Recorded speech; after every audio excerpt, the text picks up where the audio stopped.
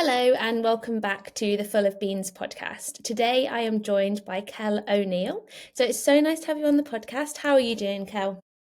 Doing all right. I'm really glad to be here and to be talking to you about the conference. It is very, very exciting. Did you want to introduce yourself to the listeners? Absolutely. So my name is Kel O'Neill and I am a counsellor, trainer and researcher entirely in the area of eating disorders, and I am also the creator of the Eating Disorder Recovery Companion, which is an online guided self-help portal for people with eating disorders.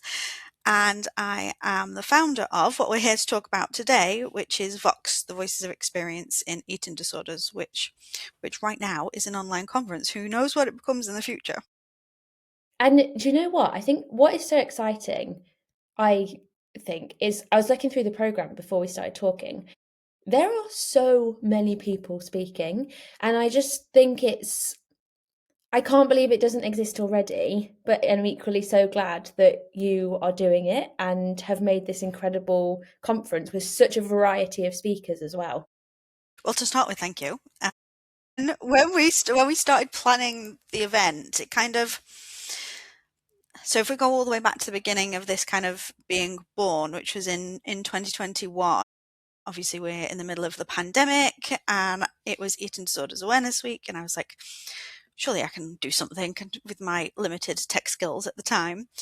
And so I ended up just putting out a call on my mailing list saying, hey, if people want to come together and talk about what is important to them in the eating disorder arena at the moment, and I will, as much as I can, work to incorporate that in what I choose to prioritize in my work going forward, because I have been and kind of it started around there juggling quite a lot of balls and having to determine what I would give priority to.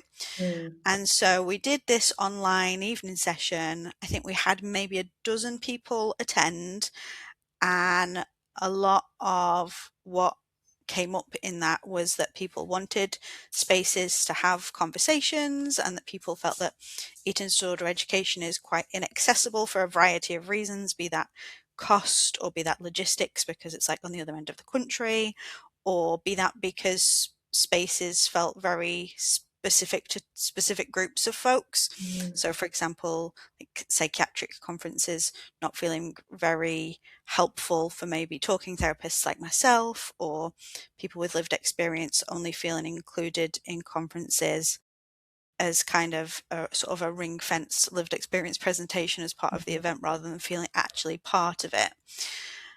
And at that point, I actually didn't decide to do very much with that knowledge and kind of sat on it and was delivering more workshops with online events, which is who is hosting the conference. And we kept talking in the in-between space, in between the workshops that we were doing together, kept talking about the need for lots of the conversations I was having in private to have more of an integrated way to kind of show those, and also some discomfort in me, to be honest. I'm running all of these workshops. I'm like, I'm just me. I just have my opinions and my experiences, and I would like other people to be sharing them as well, and wanted a way to platform that too. And John at Online Events was like, Kel, let's do it. And I was like, oh, okay. So what I kind of anticipated when I said yes to this about a year ago was that we would do a one-day session with maybe 4 or 5 speakers. That was the intention. And I put out the call, and all I did was post it on my Instagram and my LinkedIn saying, this is a thing I'm trying to put together. Please submit if you're interested in speaking, as you know. And we were just overwhelmed with the amount of people that submitted, and I'd kind of put it as open as possible to be as inclusive as possible. There was quite a bit of information there to kind of go through and figure out what it was going to look like, but it quickly became apparent that if we really wanted to do what we were setting out to do, we wanted to platform as many people as possible. And so we figured out what basically the maximum amount of parallel sessions we could run would be with the tech team that Online Events have. And so we said, okay, we can run 4 streams, so we can run 4 times as much sessions as we plan to, and let's make the day a little bit longer as well, so we can fit in an extra 4 that way as well. So this kind of like, I imagined that maybe we would have like 50 people attend and we would have like 5 or 6 speakers, including myself, has turned into, I believe we've got over 30 speakers and 28 sessions, something like that, which is kind of mad. And I've had so many people approach me saying, thanks for doing this. This is so exciting, which I'm really glad about, because there is other eating disorder conferences. There's Mm, other great eating disorder conferences, but I and the people that came to my conference, not my conference, my EDOR session in 2021, um, said they wanted this space. And so here we are. I guess we'll see how it goes. yeah. Well, I think it's amazing. And just by the fact of, the fact that you had so many submissions and so many people that are speaking, it shows just how much we need it and how much people value it. And I do think it's really interesting because in the different places that I work, but on the different projects, there definitely seems to be at the moment a big pull for lived experience. And I think maybe a year ago, it almost felt like a tick box exercise of like, oh, we have to have a lived experience individual because we have to. Whereas, I don't know, as a lived experience individual myself, I feel so much more valued over the past, I would say, year to 6 months of people actually really want to hear what you've said for it to inform their practice, as well as other people with lived experience to kind of resonate and feel less alone. Yeah, I think there's been a lot more, do I want to call it bravery, in this last year or so, of people who have lived experience themselves, that are doing the work in whatever that means, if that's in education or research or clinically, or doing something cool like running a podcast, and coming forward and saying, hey, I'm in recovery, or I'm recovered, or I'm experiencing this thing. And I also have these professional skill sets, where I think if we were to go back not that long ago, it was very much the box, right? Not just the tick Hmm. box, but that the person with the lived experience was contained in their lived experience role, Hmm. rather than being recognized as potentially having huge amounts of additional skills as well that can Hmm. elevate the work that they're contributing to. Yeah, I think so. I think I've definitely recognized, I just feel more the skills that I have aren't just being able to say I had an eating disorder and this is how it impacted me. And it feels like the skills around that are being brought into the context as well. But I guess for people listening, I mean, from what I can see, it feels like the kind of general consensus is lived experience. There's not like a specific focus on a type of lived experience. But what sort of talks and stuff can people expect?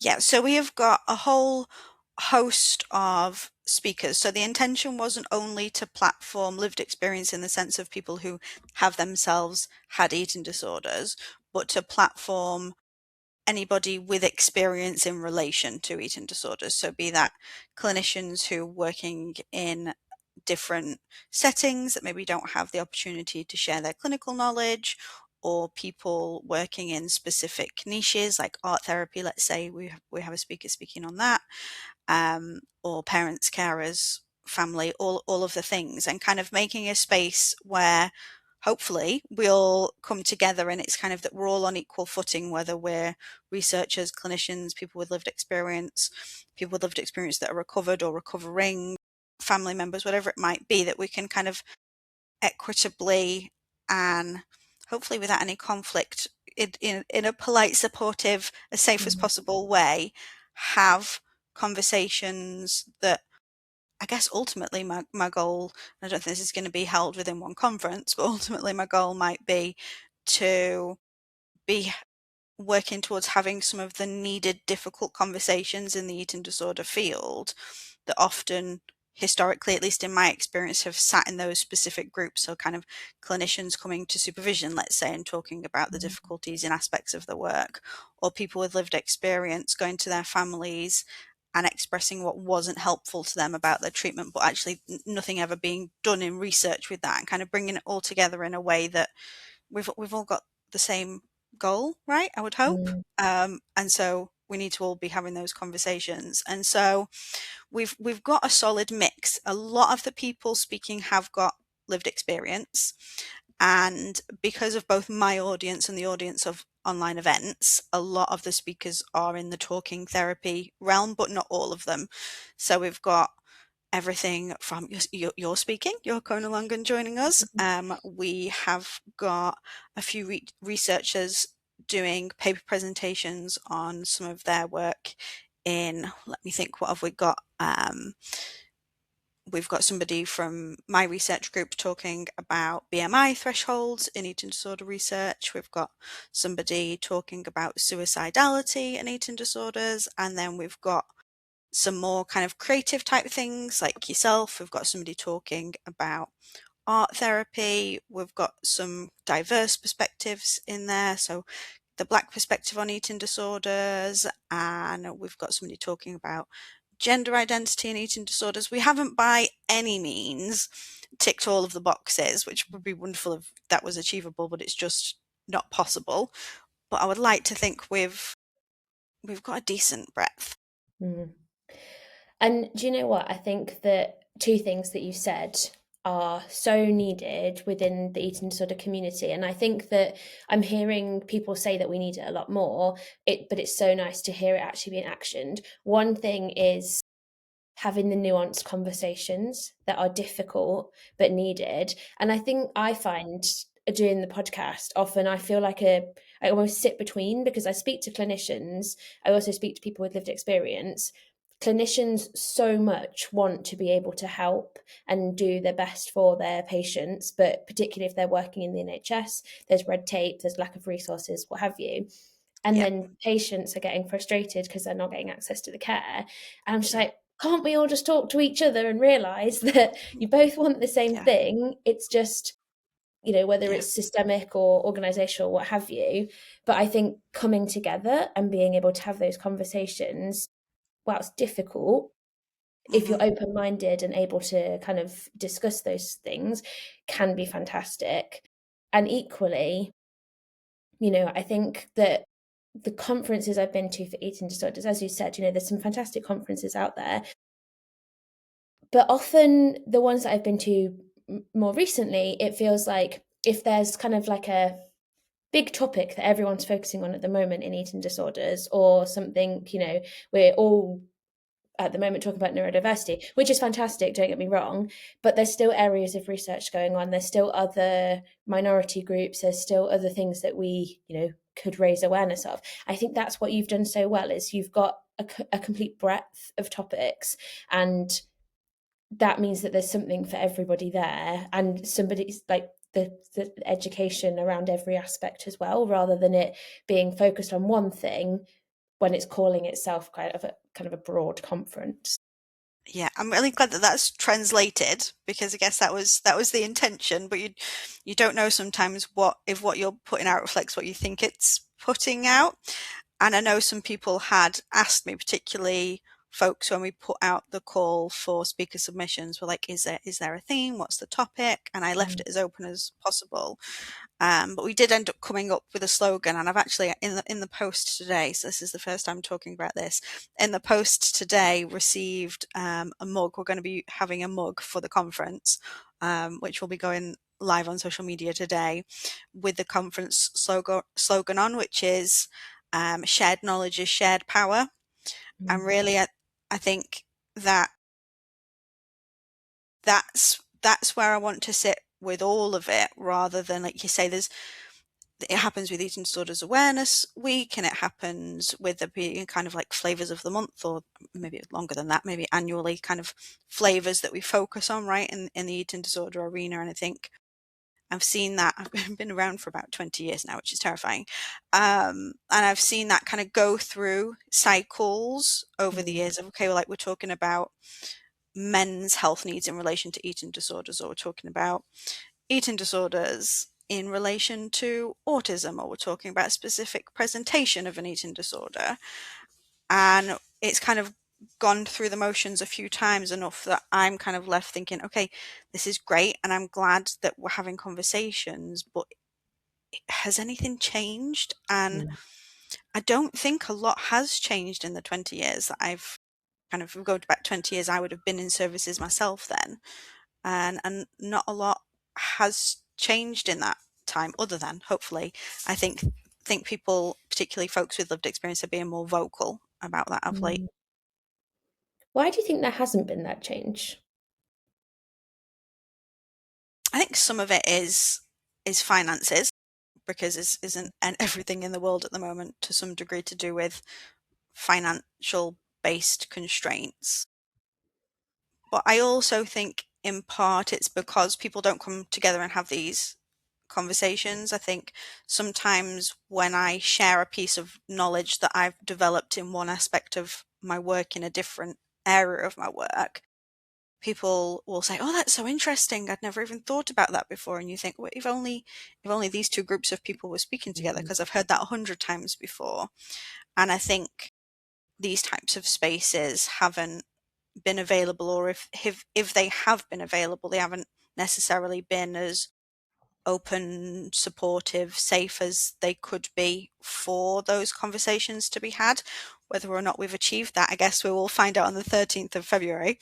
Um, but yeah, I think some of it is about also the nuance and the complexity, right? Is that it's really hard in a 30-minute presentation of anything to cover anywhere near an ounce of the depth of complexity that comes with eating disorders. Mm. And I don't know how many people in your audience are talking therapists, but in certainly in my professional arena, people are really discouraged from working in eating disorders. Kind of, leave it to the specialists, kind of thing. And so, lots of people that don't intend to be specialists just don't engage with this as a topic particularly, which I'm also hoping by kind of removing some of the boundaries, be that cost boundaries or be that the types of ways folks are presenting at VoxED, or be that just it's recorded so people can access it whenever they want, and maybe they can feel more comfortable than going to a specialist conference than they would as a non-specialist. Kind of end up with those fears of like, oh no, I'm going to ask a daft question. That maybe more people will feel open to engaging with learning more about eating disorders, because I think eating disorders is in the media a lot more now than it was 20 years Mm. ago. But I think it's so superficial, right? It's just the same types of headlines and the very edges of the knowledge, and not complexity, because complexity is complex. That's horrendous English. I don't know if it's also an aspect of, what you were saying about people are told, oh, just leave eating disorders to the specialists.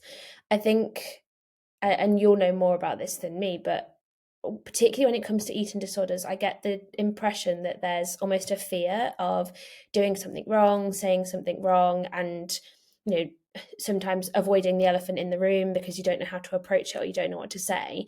And I wonder if in that sense that's why there hasn't been so much change, because people, I do think in the 6 years that I've done this podcast, the one thing I will say that has changed is when I first started, there was a handful of people that spoke openly about their experience, and they were always called on to share lived experience or, share their insights into eating disorders. And I really like going to events now because there's such a broad range of people. Not only, people with lived experience, but their carers, loved ones, you've got researchers speaking, and it feels like the topics that are being brought are so much more diverse in Yeah, comparison to when I first started, and it was a handful of people talking about their experience of anorexia.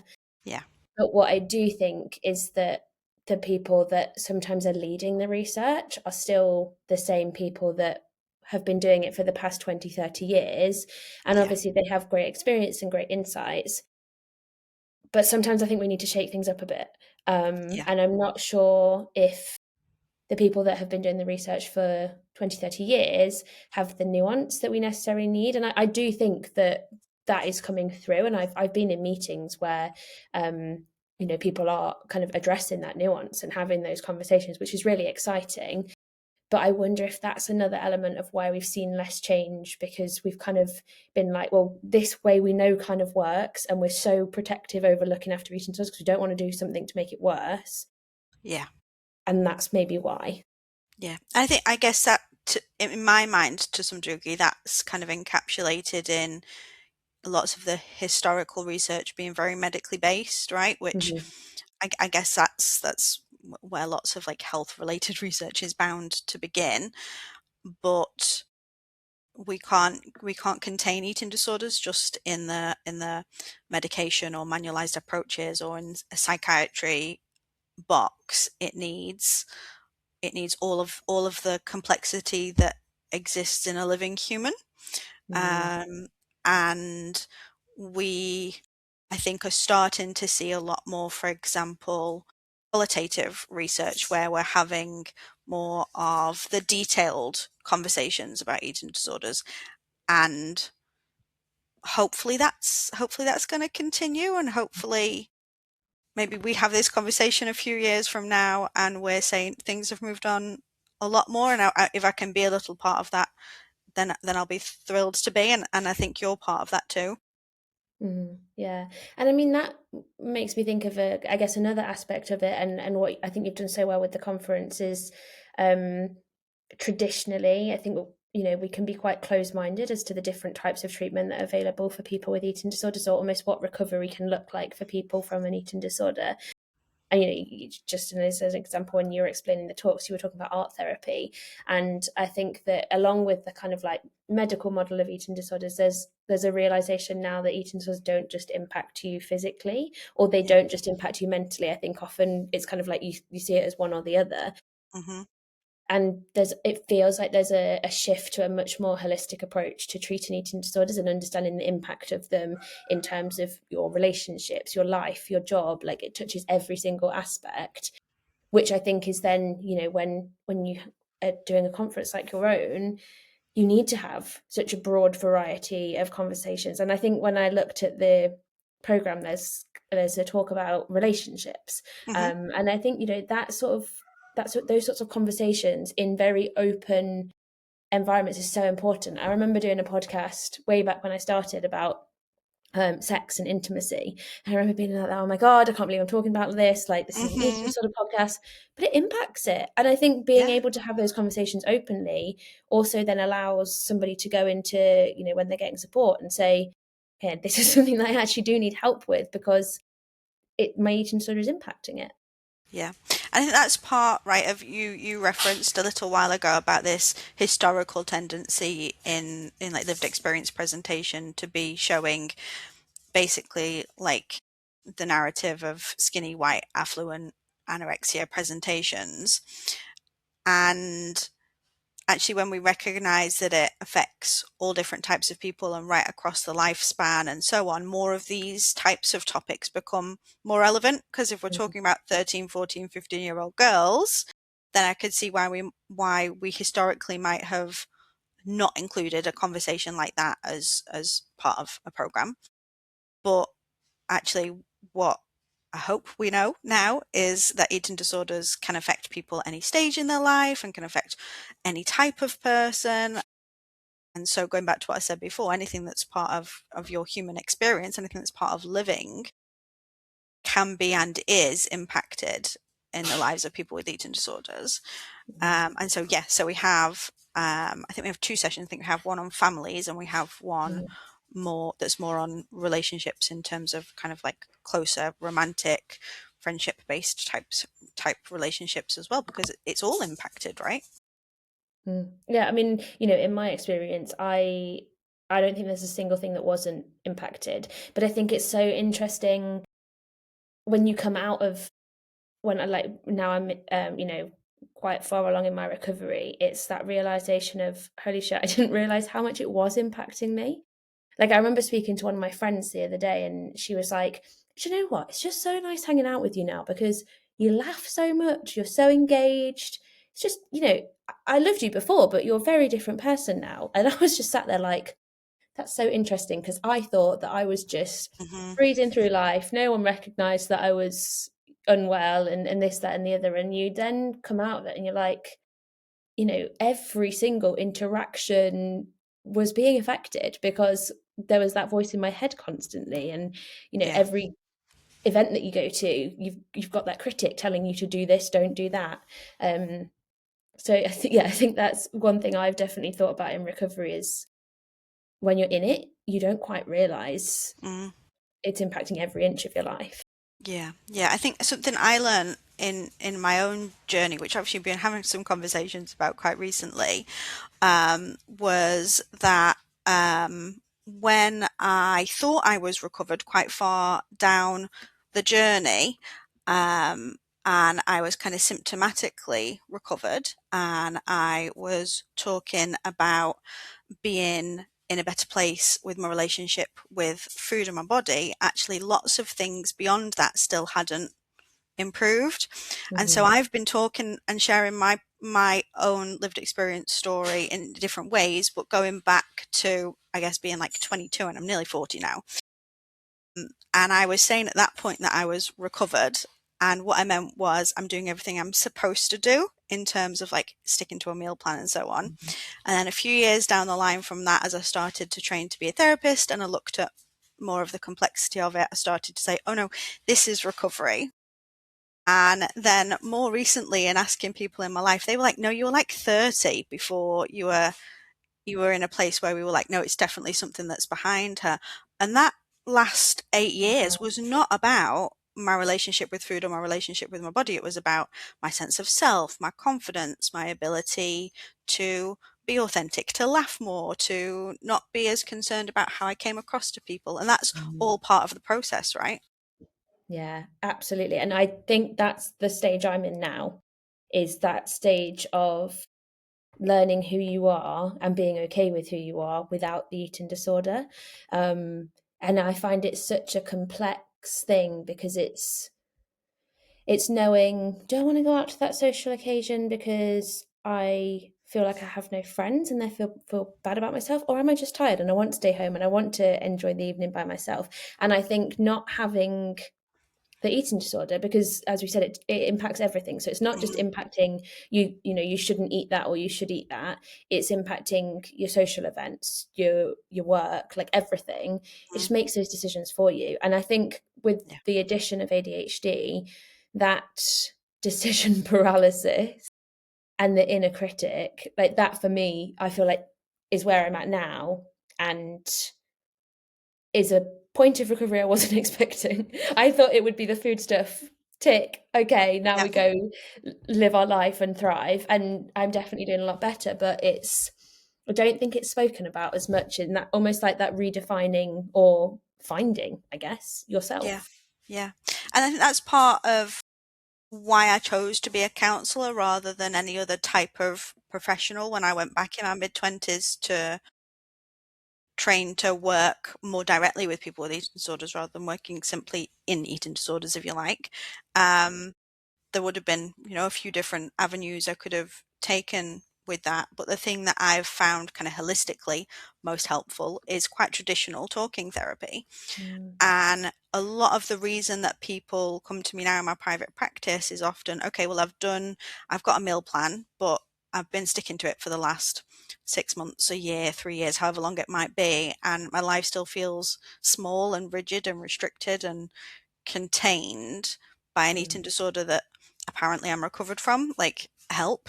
And that's part of why a lot of the speakers at the conference are folks who work in the counselling and therapy arena, because for me it's important to platform that actually we have really useful skills in terms of eating disorder recovery, that if we were only looking about that traditional lens that we were talking about before in terms of medical models and kind of like gold standard eating disorder care wouldn't even be included as part of the picture.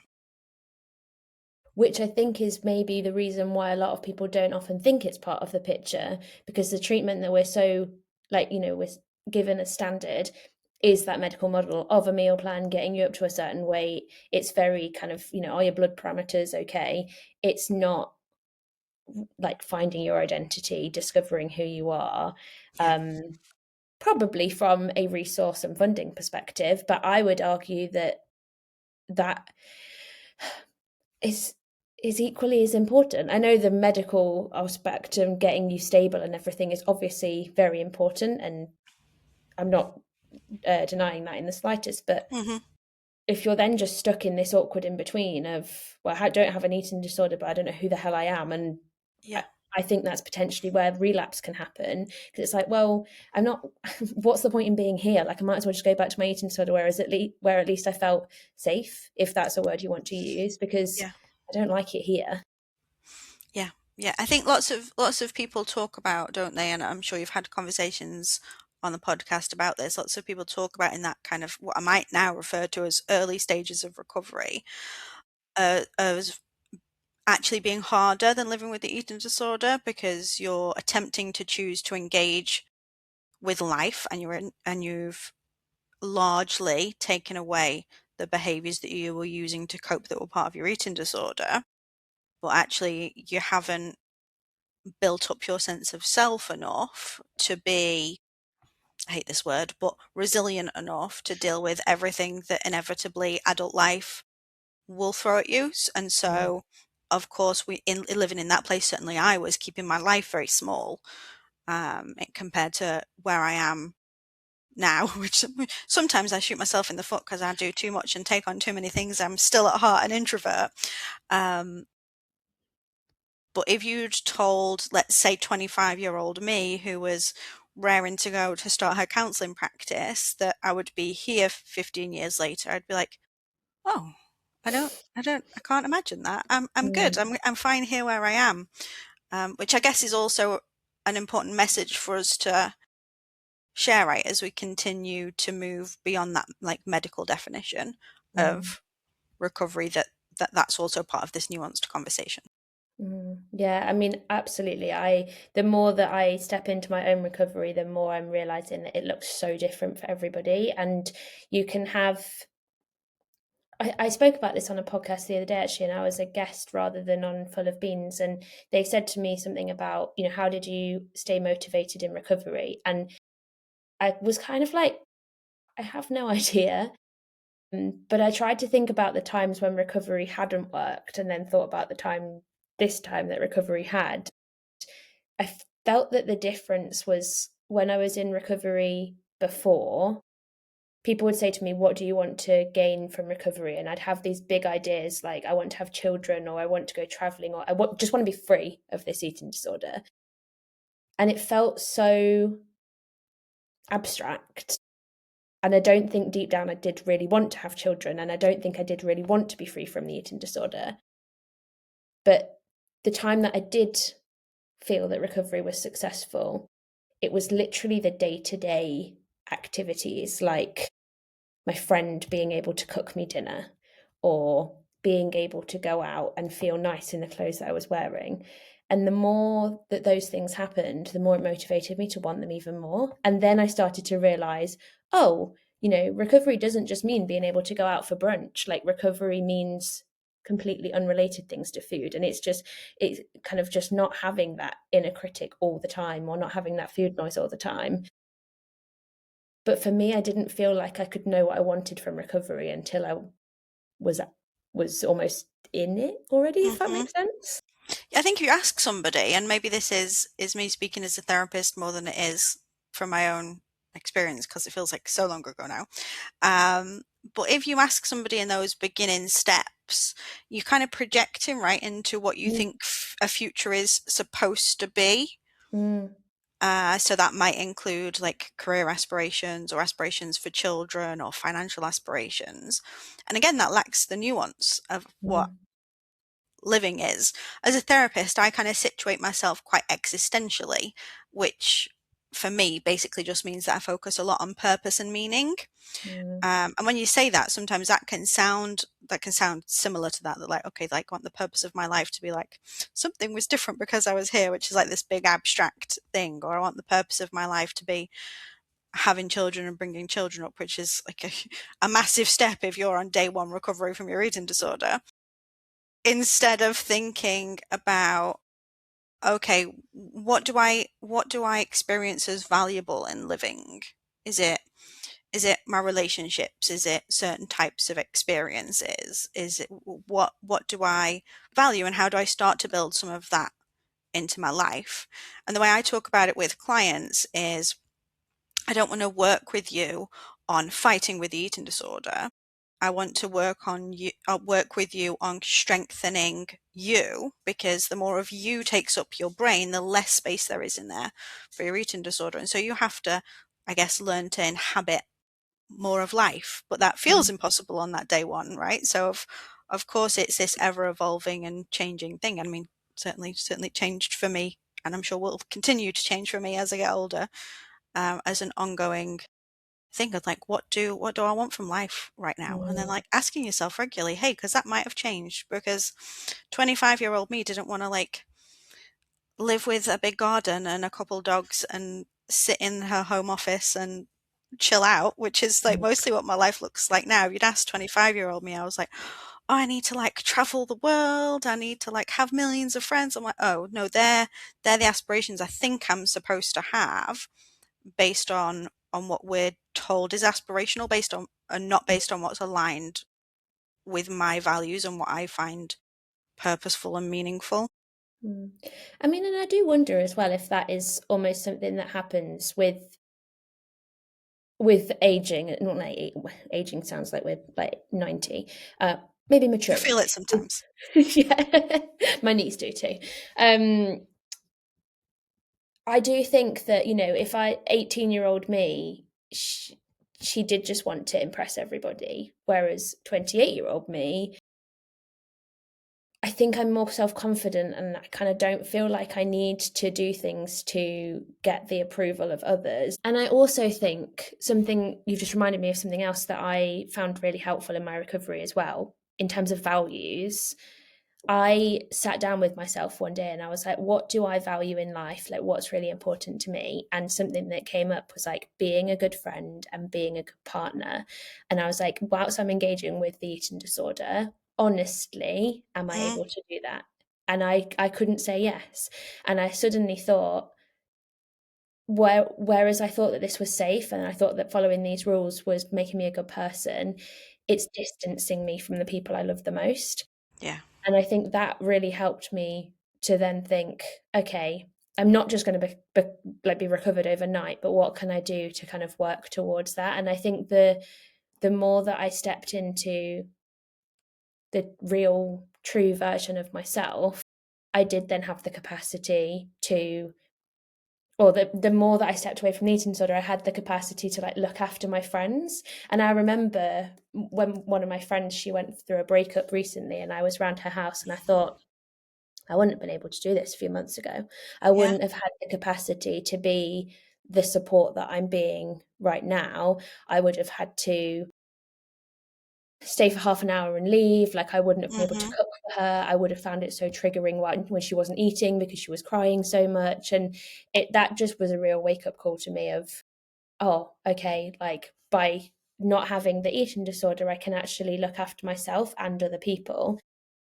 And just one other thing I wanted to say was what you were saying about um, there being more of you so that there can kind of be less of the eating disorder.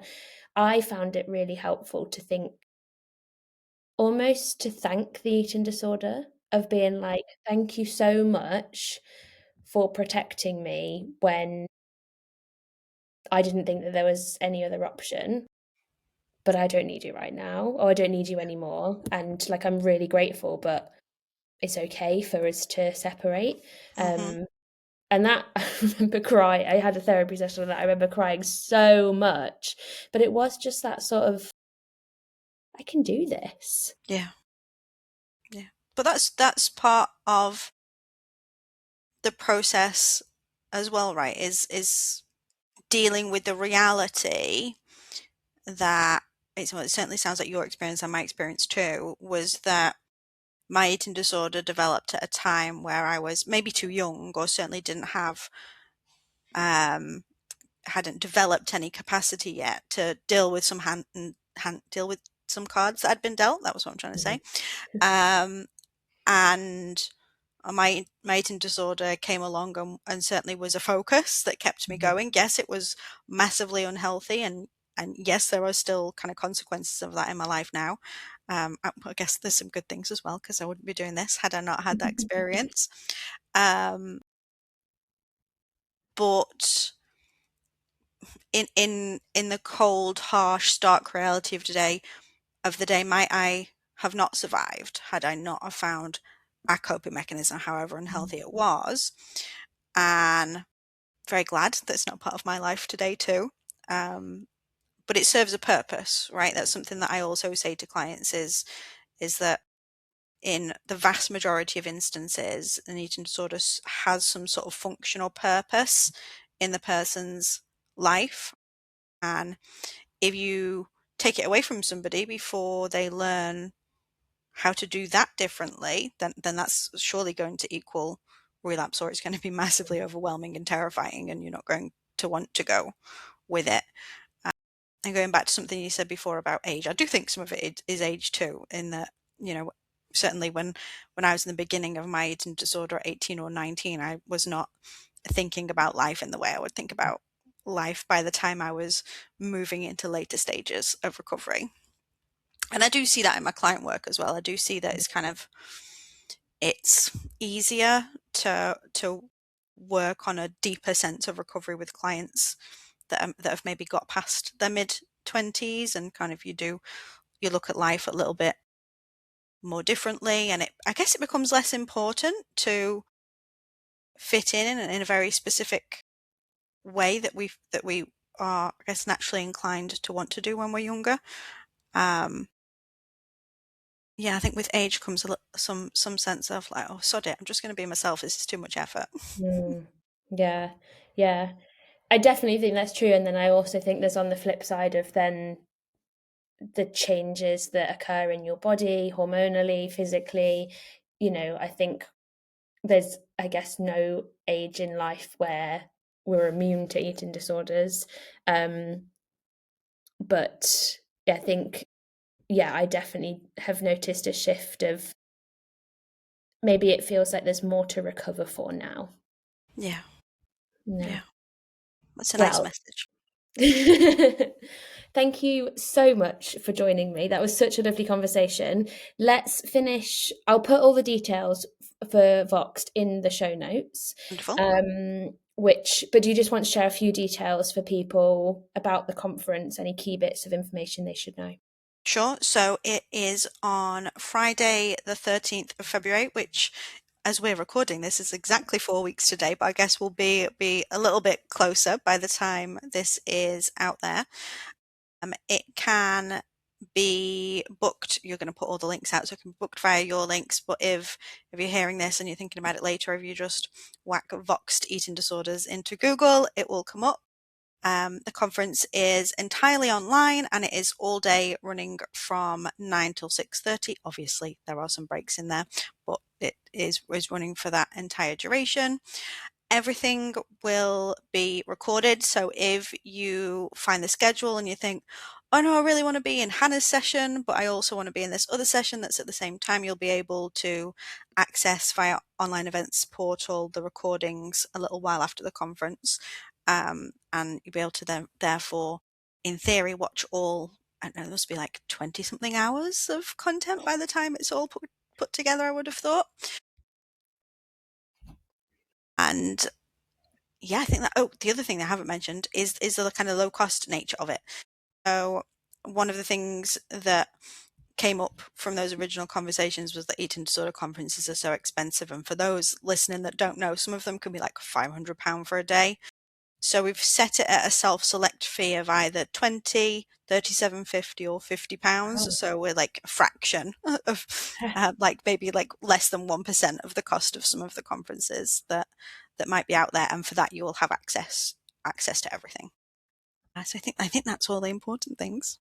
Amazing. Well, you're incredible. What you're doing is incredible. And just Thanks so from much. everybody in the community, thank you for doing this. Thank you.